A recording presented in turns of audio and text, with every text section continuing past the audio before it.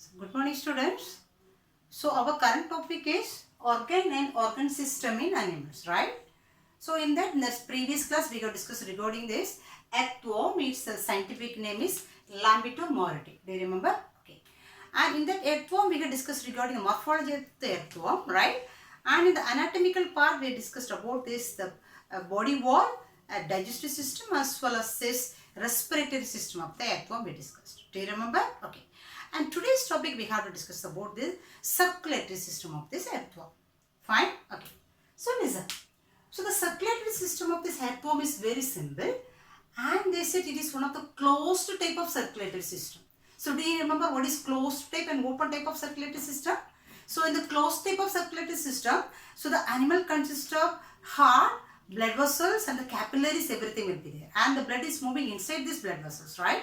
That is called, this is closed type of circulatory system. In open type, there is no blood vessels to carry the blood. Have you got? Okay. And here they say this is, since it is a closed type of circulatory system, this earthworm consists of heart and the blood vessels as well as the capillaries. Fine. Okay. So let us see. Okay, fine. Listen. So the circulatory system consists of two dorsal, actually there is a pair of, which means one is in the dorsal side, another one is in the ventral side. A pair of, mid-dorsal blood vessel is there. Listen. So then listen, the first one is a dorsal pair of vessel is there. This pair of vessel, one is present in the dorsal to the alimentary canal and one is present to the ventral to the alimentary canal. So what do you mean alimentary canal? This which I have drawn in this bluish color is known as alimentary canal, digestive system. Have you got? And they said there is a pair of blood vessels is running. So one is in the dorsal side, another one is in the ventral side. What do you mean dorsal and ventral? So for example, since it is an earthworm, so this is the dorsal side and this is the ventral side. Okay. So one blood vessel, one long blood vessel is running from this. This is anterior side. This is posterior side, right? Am I right? So one of the blood vessel, the dorsal blood vessel is, this is a dorsal blood vessel. So this is running from this posterior to anterior. Can you notice this arrow mark we have drawn? Posterior to this anterior. Okay. Whereas in case of this ventral vessel, this vessel is running from this anterior to the posterior region. Have you got? Anterior to the posterior region. This is the two major blood vessel is present in the earthworm. Have you got? Okay. Then listen. What is the role of these blood vessels? So this dorsal blood vessel is receiving the blood from the body parts. Can you got? That's what we have drawn this arrow mark here. So listen. So the dorsal vessel is receiving the blood. So through these blood vessels or capillaries, this is a capillaries, this is collecting the blood from throughout the body. Have we got? Okay. And in case of this ventral vessel, this is supplying the blood to every parts of this body. Do you understand? So this ventral vessel is supplying. So the arrow mark is from here to here. It is supplying the blood to every parts of this body. Okay. Then one more point we can say. So listen. In this dorsal vessel, between every segments, already it is made up of the segments that we know, right? Okay. At the end of this every segments, listen. So between, say here one, here one, here one. At the end of this every segments, it consists of valves. What is the role of this valve? Our human heart also valve is there, right? What is the use of this valve? When auricle contract, this valves will open. The blood will move from the auricle to the ventricle. Am I right? And one more thing, when the ventricle contract, the blood should not go back to the auricle. So what is the role of this valve there? It is preventing the backflow of the blood. Am I right? The same here also. So listen. So when this blood is, actually they said the dorsal vessel is contractible type. It could contract. Okay. But when it contracts, the blood is moving towards this ventral vessel through this one connective vessel. That is called, actually it's a commissural vessels or lateral hearts. Can you notice? This dorsal vessel and the ventral vessel is connected each other with the help of this another one. Actually it is not as the shape of this heart. This is actually as a blood vessel only. But here they have named it as a commissural vessels or as lateral hearts. Have you got? So this lateral heart is connecting this dorsal vessel to the ventral vessel from the segment number 6 to 13. From the segment number 6 to 13, this dorsal vessel is connected to the ventral vessel with the help of these commissural vessels. Okay. So as I said already, this dorsal vessel is contractible type. Meanwhile, ventral vessel is non-contract. Have you got? So when it contract, the blood which is present inside will move towards this ventral vessel through these commissural vessels. Do you understand? Okay. So when it contract, the blood should not go backward. So that is prevented by these valves. That is prevented by these valves. Okay. So this is unidirectional or one direction. It don't go backward. Do you understand? So who is doing this process, helping for this process? These valves. So this valve is preventing the backflow. Understand? Okay. Then one more point I said in this, but here the segment number is not mentioned. In the anterior part of this earthworm, the anterior part of this earthworm consists of this gland, blood glands. They mention it as a blood glands. Okay, blood glands. The role of this blood gland is it is secreting the blood or producing the blood cells and hemoglobin. Blood cells as well as this hemoglobin. So here they said the hemoglobin is dissolved in the plasma. So in human beings blood, hemoglobin is present inside the RBC cells, right? But in case of this earthworm, they say hemoglobin is dissolved in the plasma. So this hemoglobin is giving the reddish color to the blood. Understand? Okay. Then, so here blood glands are there. This is useful for the production of these blood cells. Understand? Okay. Then, and so commissural vessel is connecting the dorsal vessel as well as this ventral vessel. Okay. Then, and valves. The valve is preventing the backflow of the blood. Understand? Okay. Then, what is the main role of this dorsal vessel? It is collecting the blood from the body. And what is the role of this ventral vessel? It is supplying the blood to the body. Understand? So that is about this simple circulatory system of earthworm. Have we got? And let us go for this next system, that is this excretory system. Understand? Okay. So let us go for the next system is actually excretory system. Fine? Okay. So what is our excretory organ? Our excretory organ is the kidney. Fine? Okay. What is the role of this kidney? Kidney is extracting the waste from the blood and it is eliminating in the form of this urea. Have you got? Okay. The same here. Here this excretory organ is known as nephridia. Nephridia. Here the excretory organ is called as nephridia. Fine. Okay. So what is the role of this nephridia? The same. So this also extracting this waste from the blood and it is eliminating in the form of either it is ammonia or urea. Fine? Okay. So let us see this excretory organs. Okay. So there is 3 types of nephridia is located in this earthworm. 3 types of nephridia. The name of this nephridia is, the first one is this pharyngeal nephridia. Pharyngeal nephridia, or it is known as tuft nephridia. Pharyngeal nephridia, or it is known as tuft nephridia. This is located in the segment number 5 to 9. 5 to 9, right? And what is the role of this nephridia?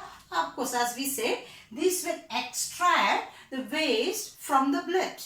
Then it will send this waste into this buccal cavity actually. It will send it to the buccal cavity. Buccal cavity.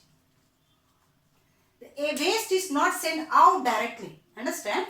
This will send to the buccal cavity. From the buccal cavity, it will be eliminated. Have you got? So listen, the first one is the pharyngeal nephridia. Okay, or it is known as tuft nephridia. It is located in this segment number 5 to 9. Have you got? And it is sending its waste to the buccal cavity. Have you got? Buccal cavity. So from the buccal cavity, it will be eliminated outside. Okay. And the next nephridia is known as micronephridia, or it is known as integumentary nephridia. Micronephridia or integumentary nephridia. So here this is located from the segment number 14 onwards. Not only here alone, that's why I have given one aurum map here. 14 onwards. So it is located from the segment number 14 onwards. Okay. And this micronephridia also, of course, it is extracting this waste from this blood, then this opening is there in this integument. What do you mean integument? Skin. So this, it will open in the skin. So through the skin, this waste will be eliminated. Have you got? Okay. And the last one is this meganephridia, or it is known as a septal nephridia. Meganephridia or septal nephridia, because it is located in this, the opening is present in every septa. What do you mean septa? This cross wall which is, separating these two segments which is present inside this body is called as septa. So this pore is opening the septa, right? So that's why they said it here. This is present in the septal region. This opening is leave into this intestinal region. So here it is left into the intestine. So through the intestine the waste will be eliminated. Okay. So here one elaborated structure of this one meganephridia they have given. Meganephridia. So listen, the meganephridia consists of this 4 regions. So the first part they said it says head region, and this is known as a nephrostome. The head region is known as a nephrostome, and this is present inside the body. So this part is extracting this waste from the blood. Have you got? And it is a ciliated body. The head consists of the ciliated region. So this ciliated part, it is present inside this region of this body. So this is extracting the waste from the blood. Okay. Then it is passing through the next part called muscular region. Muscular region. And in this muscular region it is stored. Then it is passing through the next part called glandular region. Okay. So this is collecting the blood from here, and through this nephrostome it is passing towards this muscular region. From the muscular region it is moving towards this glandular region. So this glandular region is extracting now. It is separating the waste. Okay. And this from the glandular region the waste will be eliminated coming through this opening called nephrodiopore. Nephrodiopore. This open will be left into this intestine here. Have you got me? So this is structure only we have elaborately drawn here, right? And this opening will be left into the intestine. So through the intestine the waste will be eliminated. Okay. So these two nephridia also, pharyngeal nephridia and micronephridia also almost the same structure only, but except one region is there, that is this nephrostome. The nephrostome is absent for pharyngeal nephridia as well as this micronephridia. Rest of this region as a long tube it will be present. Okay, there is no separate head region or nephrostome is there. Okay, but only this coiled tube will be there and nephrodiopore will be there. So here the nephrodiopore will open into the buccal cavity. In case here it will open into the skin, but here it will open into the intestine. That's all. Have you got? Okay. So that's all about this, excretory system. And one more thing they said, one special cell other than this nephridia, this ectome consists of one special cell that is called chlorogogan cells. Chlorogogan cells. So this is also one of the special cells which is present inside the coelomic fluid.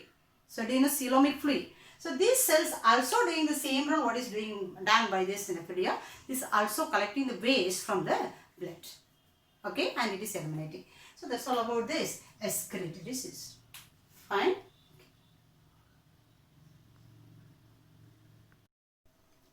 So let us go for the next system. It is nervous system, right? Okay.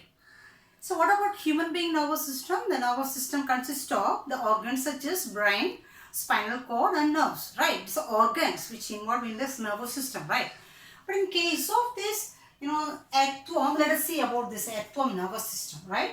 So here they said instead of this organ, here it consists of mass of tissue. Mass of tissue. The tissue is known as ganglia. Ganglia. The mass of tissue is known as ganglia. The ganglia is responsible for as this, nervous system here. So there is two ganglia is here.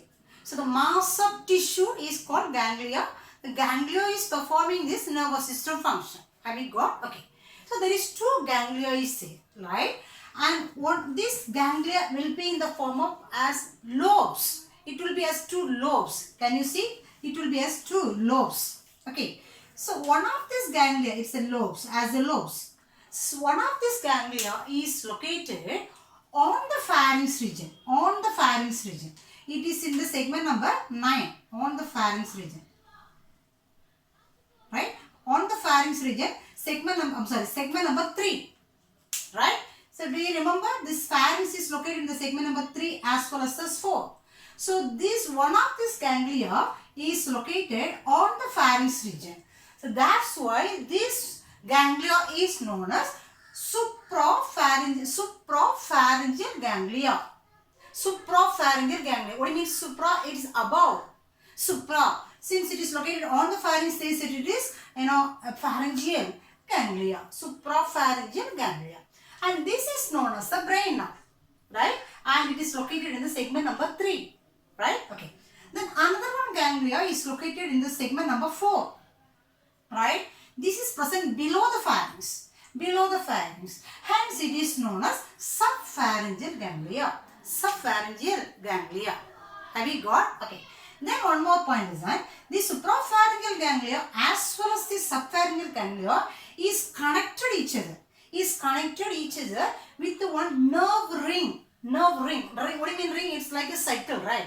Circle. So that's why they say it is connecting both the pharyngeal ganglia is connected with this, one ring. That ring is called circumpharyngeal connective.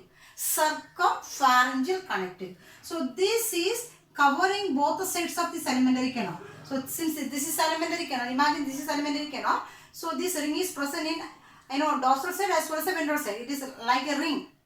Like a ring, it is forming and connecting. Have you got? So listen here, this one, supra, here sub is there. From here both the sides, this side as well as that side. Both the sides it is coming as a ring. Have you got? Okay. So that is called a circumpharyngeal connective. Okay. Then from this subpharyngeal ganglia, this double ventral nerve cord arrives. Double ventral nerve cord.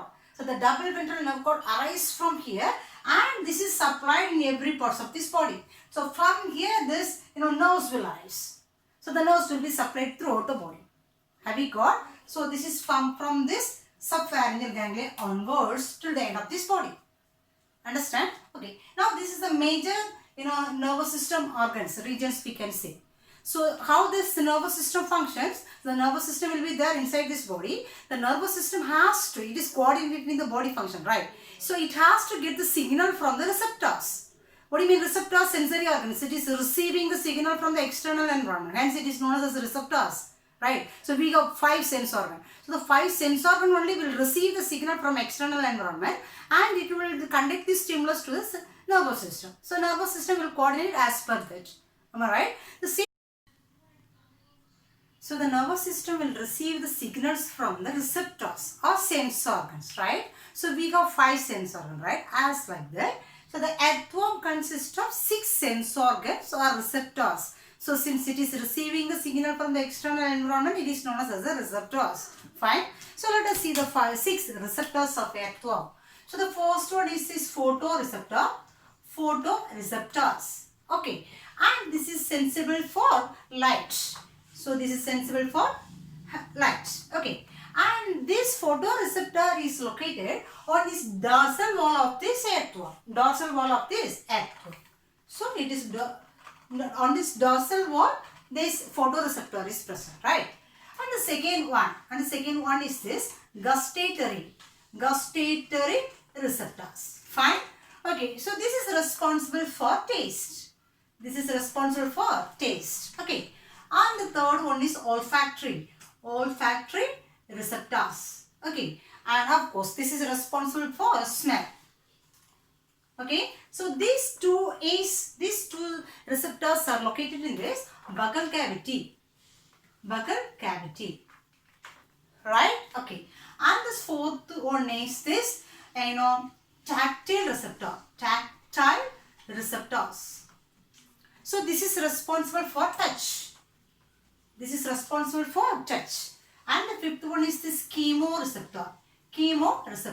So this is observing the chemical changes in the body. So this is for chemical changes.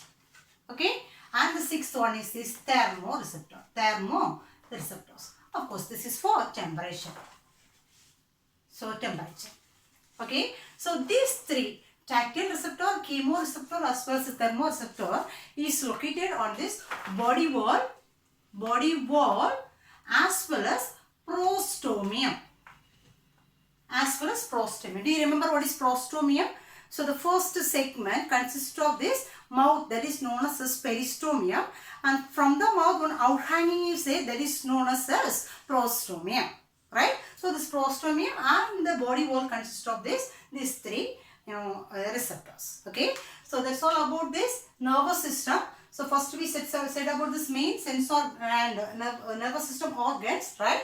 Ganglia, and this is this receptor organs. So these receptors will receive the signal from this external environment, then it will pass it to this nervous system there, and the nervous system will respond as per the signal. Have you got? So that's all about. So let us talk about this last system. It is the reproductive system. Okay. So listen. In reproductive system, already we have learned in the classification area even, and earthworm is one of this monoecious type. So what do you mean monoecious type?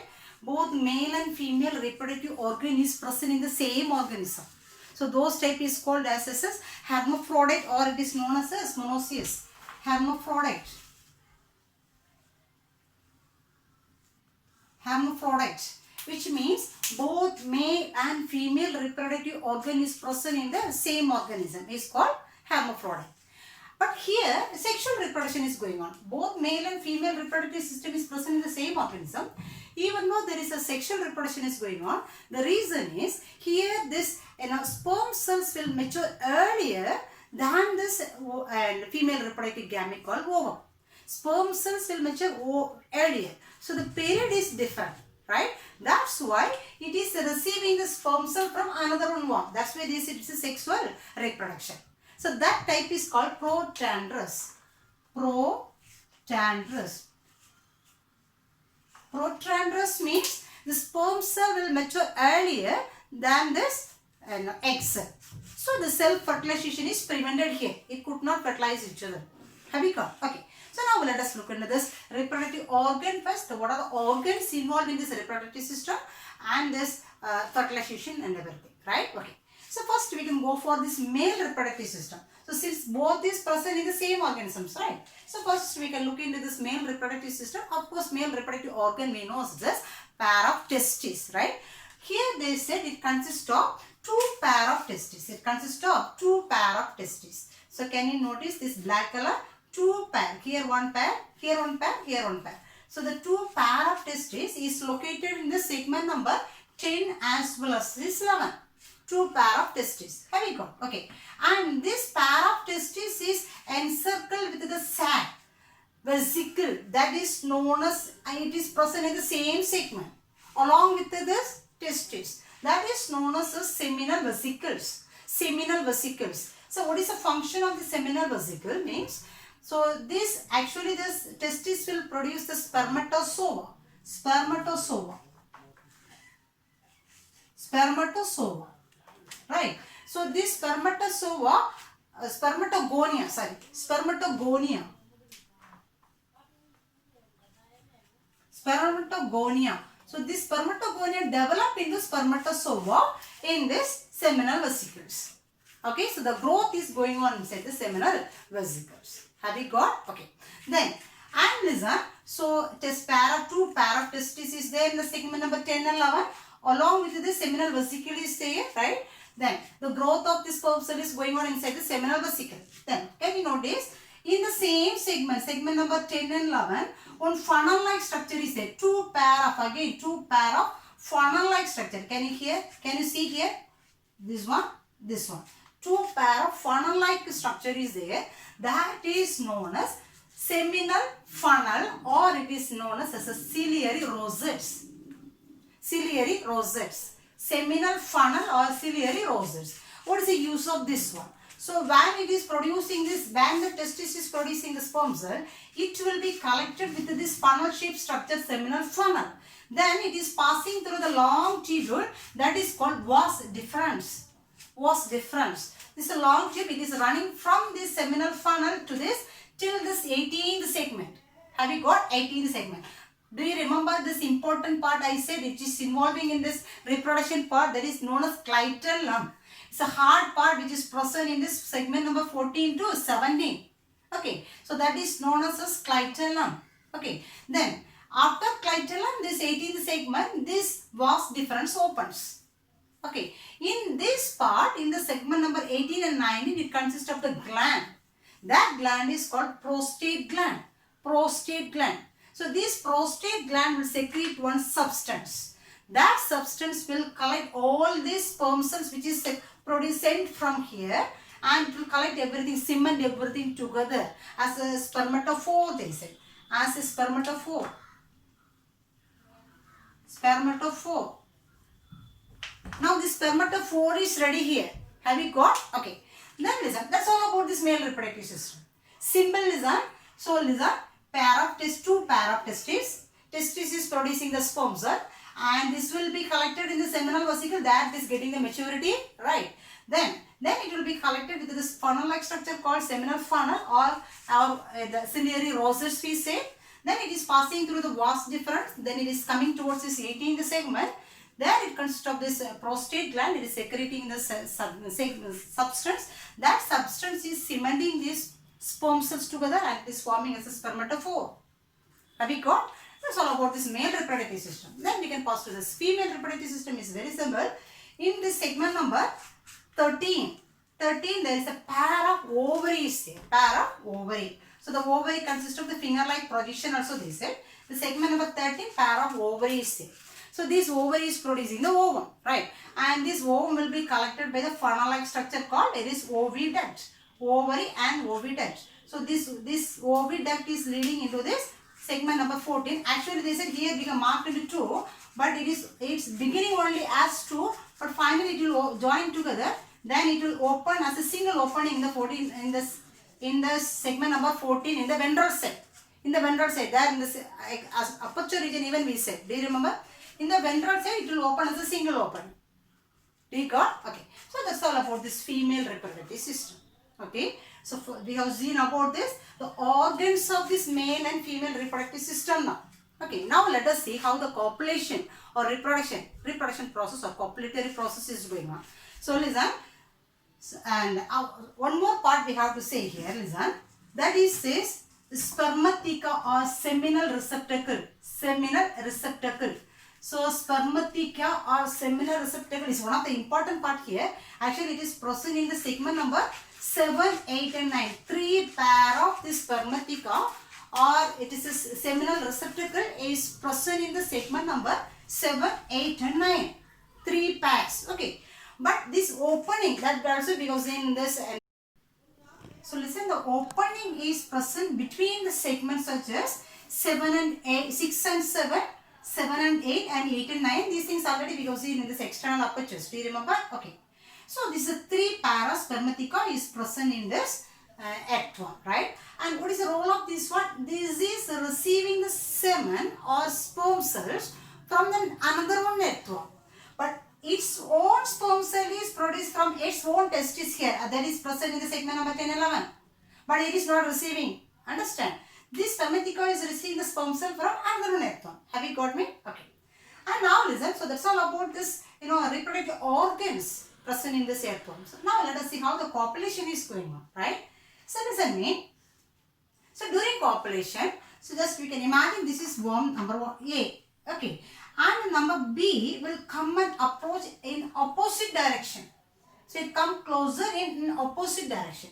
What do you mean opposite direction? Listen. Here the segment is coming reversely. So 6, 5, 4, 3, 2, 1. Here. Okay. So it is coming reversely. Listen me. So I said this is the part where it has to receive the sperm cells. So where is the sperm cells? So where is the sperm cell for worm? It will be in the segment number 18, right? So the worm B's this part, segment number 18, has to come and close here. Have you got me? So that's why I said it's 18, 17, 16, 15. It is coming reversely. It is coming in opposite direction. So the second worm number B is coming, 18 segment is coming closer to this one. So this is the part where it consists of the spermatheca here. Understand? So this spermatheca is closer with this one here, this 18 number here, and this spermatheca is closer to the 18 number of this another one earthworm. Have you got me? Okay. So listen. So when it's coming close here, this sperm cells will be sending through this pineal setae. One copulated organ will be there, one pineal setae, like this one copulatory organ, one pineal setae. Pineal setae will be there. With the help of this pineal setae, it will inject these sperm cells inside this spermatheca where it will be stored. Have you got? It will both will exchange. The same here also. Here it is there, right? Here it is there. The sperm cells are there. So through this 18 segment, it will pass here. Understand? So this spermatheca is receiving the sperm cell from this worm, and this is receiving from this one. Both of these worms are exchanging these sperm cells. Have we got? Now we can come here. Copulation is over. After copulation, how the fertilization is going on? Now the sperm cell is received from B here, is stored here in the spermatheca. Have you got me? Okay. And what will happen? This egg cell is produced from this ovary. The ovary is producing the egg cell that is passing through this oviduct, and now this is in this oviduct here. So through this opening, oviduct opening, listen, in this clitoral part, now it is very important area, listen, the clitoral part, I said it is mainly involved in the reproduction, right? The clitoral, now it will secrete one mucus substance. Where this mucus substance is there, listen, for example, this is the part, right? So imagine here, this is the clitoral. Okay, so this clitoral will secrete the one glandular, glands will be there in this clitoral. So this glands is present between this clitoral region as well as this skin region. It is present between these two. Have you got me? Between these two. So when it is secreting this mucus, this clitoral it will separate from this skin. Like this. 1 minute. So listen. Imagine this is the worm. Okay. And this is the clitoral. Have you got clitoral? Actually, between these two, between the clitoral and this body wall, it is secreted the mucus substance. Okay, mucus substance will be secreted.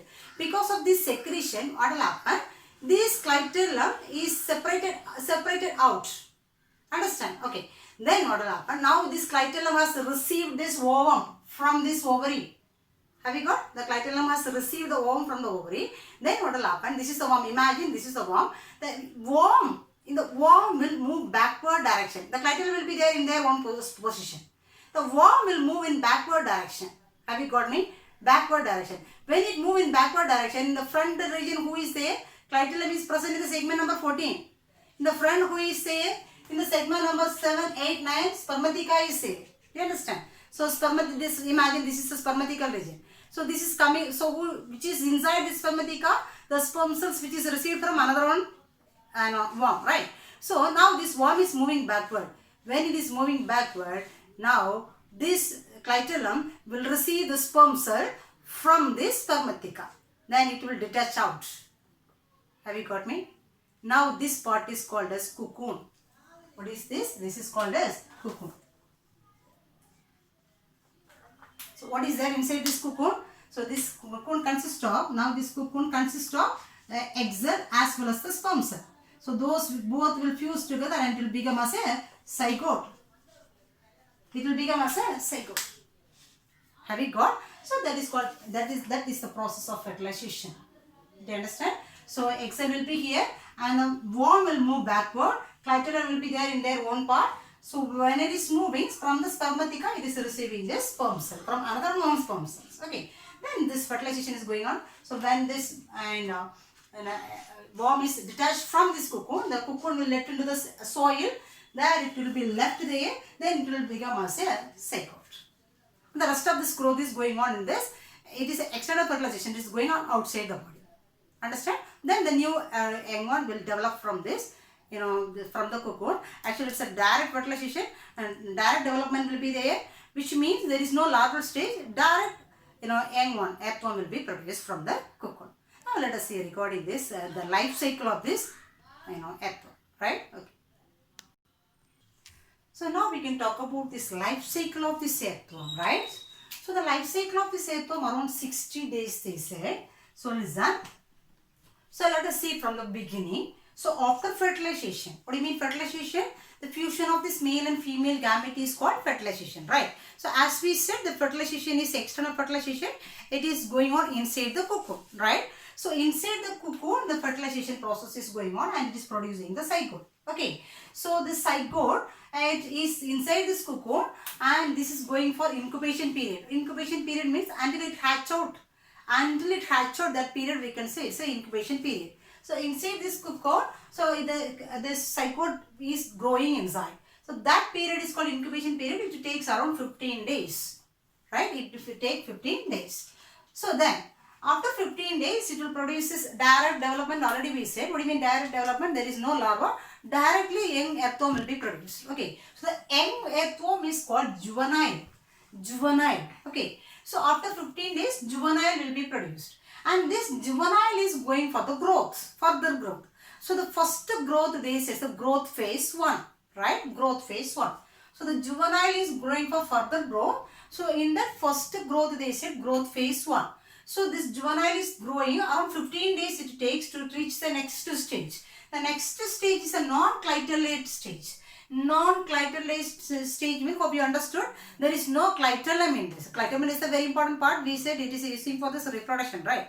So here there is no clitellate is formed. So after 15 days, non-clitellate earthworm will be produced, right? Then it is going for the growth phase 2. So growth phase 2, it will be passing through the growth phase 2. Then around 17 days it takes place. So this non-juvenile, non-clitellate earthworm is becoming as a clitellate earthworm within around 17 days. Have you got? So that phase we can see is a growth phase 2. Okay. Then this clitellate, after clitellate formation, it is getting ready for the reproduction period. So it is going for this reproduction. So reproduction period they said. Then after this, when this sperm cells in the egg cell is getting ready, it is going for mating. Okay. After mating, so the cocoon formation. So after mating, as we say, this cocoon is forming from this, clitellum region, right? So it takes around 10 days. So then finally, as we say, the cocoon will be detached from this. The worm, actually, this worm will remove off from this cocoon. Then finally, the cocoon is left into this, soil. From there, again, it will develop. So the complete one cocoon stage to the next reproductive cycle begin. That we can say as one life cycle. Understand? So one cycle. From the cocoon stage, then it is passing through the reproduction, then it is producing the next generation. So that we can say this one life cycle, it takes around 60 days. Fine? Okay. And now we can go for this another one thing. So already in the beginning we said it is earthworm is a friends of farmer, right? So why it is a friends of farmer? Because naturally earthworm is used for the farmers. For example, we could say earthworm is taking the burrows on the soil. That's why this aeration is going on. It is air can move inside. That's why it is promoting the growth of this plants. Those things we said, right? And another one we said it is worm casting. This digestive waste of this earthworm will be helping for this. One of this natural fertilizer we said is the best manure, right? So those things is a natural use for this farmers. That's why we said this is earthworm is friends of farmer. So with this basic, artificially they are doing some technologies, some techniques, right? So those things are called actually vermiculture, vermicomposting, vermiwash, and wormery. So vermiculture, vermicomposting, vermiwash, and wormery. So these are the processes. Again, it's this man-made processes, right? So those processes together we can call as vermitech. That technology is called vermitech. With the help of this earthworm, this process is going on. Have we got? So together, all those processes together, we can call it as a vermitech. So the first one is this vermiculture.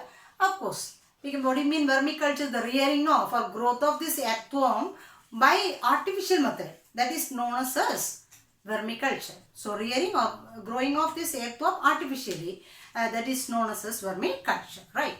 And the second one, vermicomposting. So vermicomposting means, of course, the natural habit of this earthworm is it used to eat this all the decaying organic matters, right? So that's why, and what they do is this earthworm they will use to decompose this organic matters. So when it is decomposed, it will produce this one manure that is known as vermicompost. With the help of this earthworm, they will dump this earthworm into this, organic waste. That is actually one of the process, right? Procedure wise it will be going on. So with the help of this earthworm, the earthworm is decomposing all this organic matters. Finally it will become as one manure. That manure is called vermicompost. That processing is called vermicomposting. Have you got me? Okay. Next one, vermiwash. So vermiwash means this with the help of, it is one of the like a spray. So this also using for the growth of these plants, they say. So this spray will be produced from this, mucus layer of this, mucus secretion of this earthworm, and even excretory product of this. Excretory product, nitrogenous waste, we said, either it is ammonia or urea, those things, right?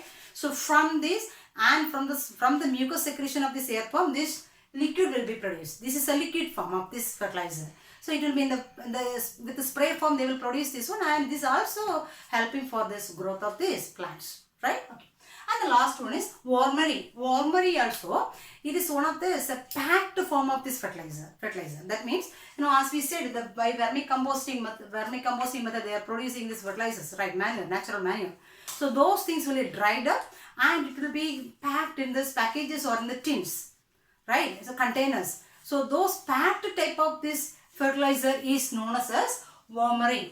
Okay, so this will be, even it may transport to this various places to, for plant fertilizer, as a plant fertilizer, natural fertilizer. Have you got?